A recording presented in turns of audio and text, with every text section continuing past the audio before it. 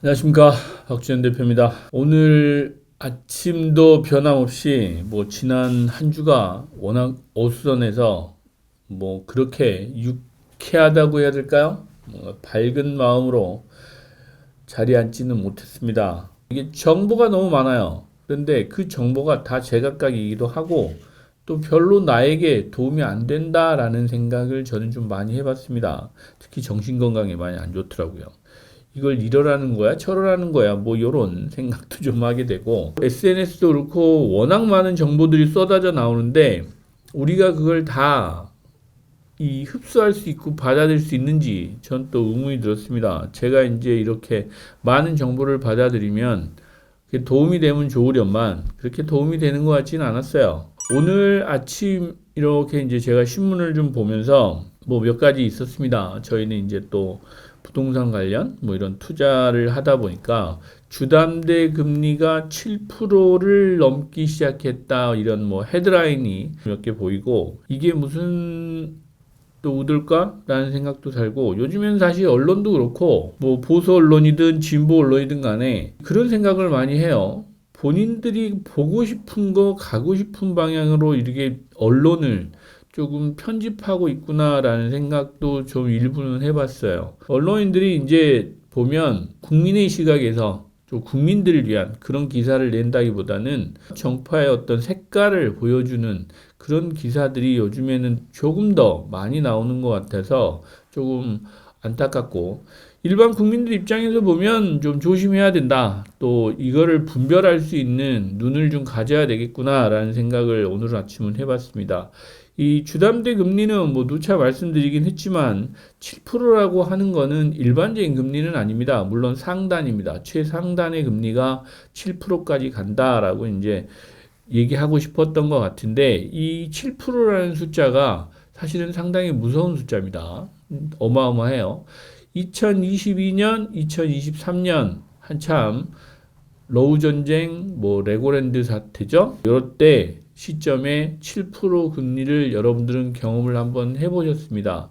그래서 주택시장도 한때 풍랑을 좀 겪었어요. 이런 기사를 또 아무 거리낌 없이 또 내보내는 것도 사실 국민들 불안을 조장하는 거 아닐까라는 생각도 한편으로 해보면서, 실제로 또 다른 한편의 기사는 다음 달부터 주신보라고 그러죠. 주택금융신용보증보험이에요. 그 요율이 반영돼서 가상금리가 추가로 인상된다라는 얘기가 있습니다.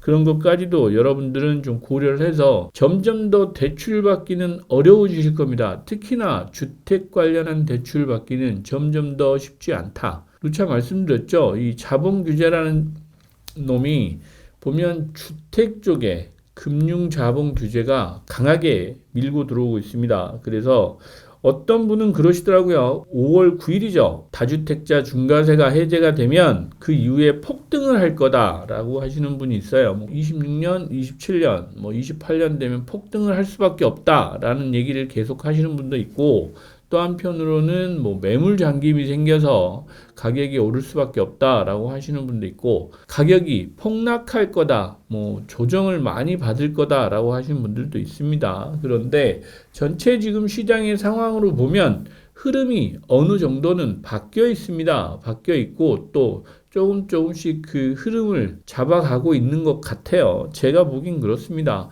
이게 오늘 당장 어떤 가격의 그 흐름을 보고 이럴 거야 저럴 거야가 아니고, 시장은 생각보다 똑똑합니다. 그리고 또 크게 큰 방향으로 움직이기 시작하고 있다라는 걸 좀 읽으셨으면 좋겠어요.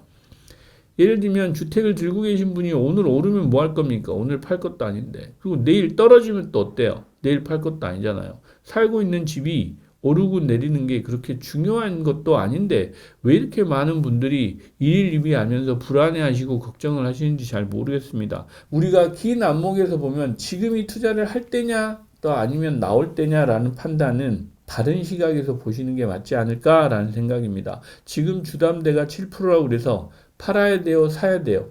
잘 모르시잖아요. 사야 되는 분은 사는 겁니다. 왜? 내가 집이 없으면 또 집이 있어야 되고 이사를 해야 되는 경우는 사셔야죠. 하지만 그럼에도 불구하고 사셔야 되는 분들 입장에서는 이왕이면 다홍치마라고 금리가 쌀 때 사시는 게 맞겠죠. 그리고 사시더라도 계약 기간하고 잔금 기간을 좀 길게 가져가시는 것도 하나의 선택지입니다. 이런 것들을 위해서 현재 지금 이런 상황을 파악하시는 거 아니겠어요?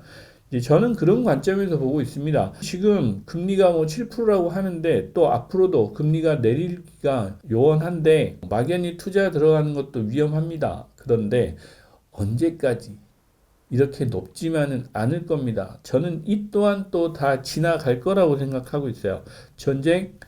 글쎄요. 제 바람이기도 하죠. 지금 분위기로 보면 4월에는 끝나지 않겠느냐라는 생각을 저는 가지고 있는데 뭐 세상 일이 다 제 맘처럼 되나요? 또 제 희망한 대로 되진 않지만 4월에는 왠지 끝날 것 같다라는 생각을 51대 49 정도로 조금 더 많이 하고 있습니다. 환율이 지금 1,500원을 넘어섰습니다. 1,500원을 넘어섰는데 여러분들 기억하실지 모르겠어요. 작년에 우리나라 환율 1,500원 넘으면 제2의 IMF가 올 거야 라고 하신 분도 많았고 또 한편으로는 큰일이 많이 날 것처럼 얘기했는데 정작 그렇게 큰일은 나고 있지 않는 것 같아요. 물론 어려운 분들은 어렵죠. 이제 제가 지난주에 그 금융 쪽에 계신 분하고 다른 시각에서 조금 얘기를 해봤습니다.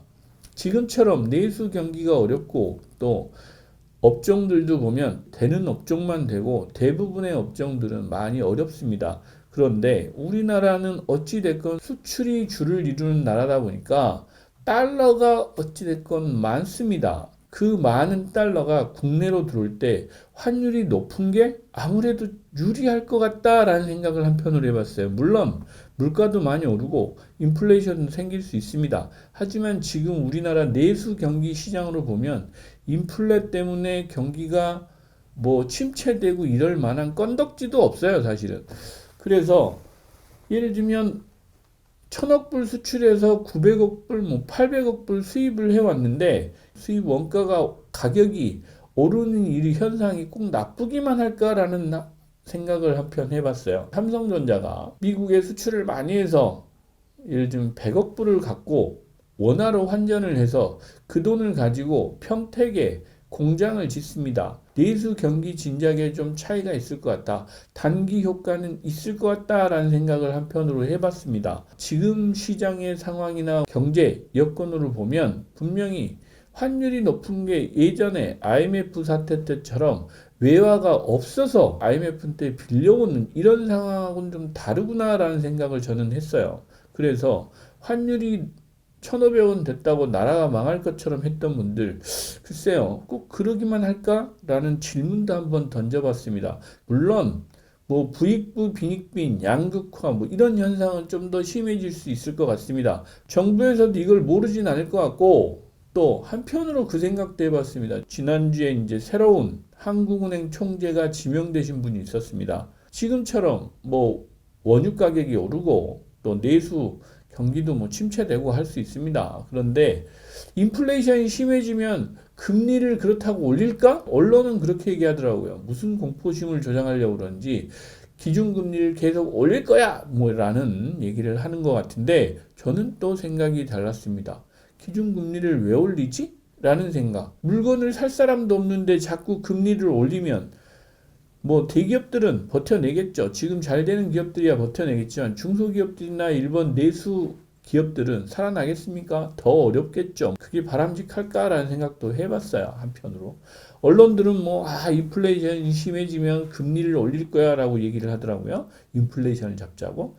그게 지금 우리나라 상황에 맞는 건지 잘 모르겠습니다. 내수가 이렇게 어려운데 금리를 올려서 중소기업이나 자영업자, 소상공인들을 다 죽이겠다는 건데 그것도 맞는 정책인지도 잘 모르겠다라는 생각을 했고 또 새로 지명된 한국은행 총재는 생각보다 똑똑하신 분이라고 저는 또 이렇게 들었어요. 그런 분인데 이걸 모르실까라는 생각도 한편으로 해봤습니다.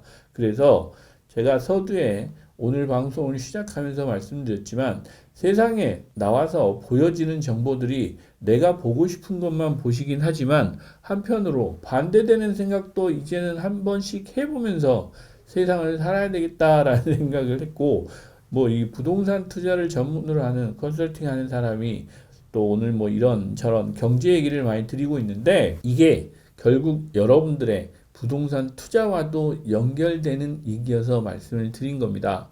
이번 한 주도 조용하지는 않을 것 같습니다. 뭐 협상을 한다니, 뭐 지상군을 투입한다니, 전쟁 얘기부터 시작해서 오늘 아침에 이제 신문을 보니 나프타 종량제 봉투 만드는, 포장재 만드는 원재료가 없어서 뭐 그 여수 산단의 롯데는 공장을 가동을 중단했다, 뭐 이런 얘기도 나오고 약간 공포스러운 얘기들이 많이 나와요. 걱정스럽게.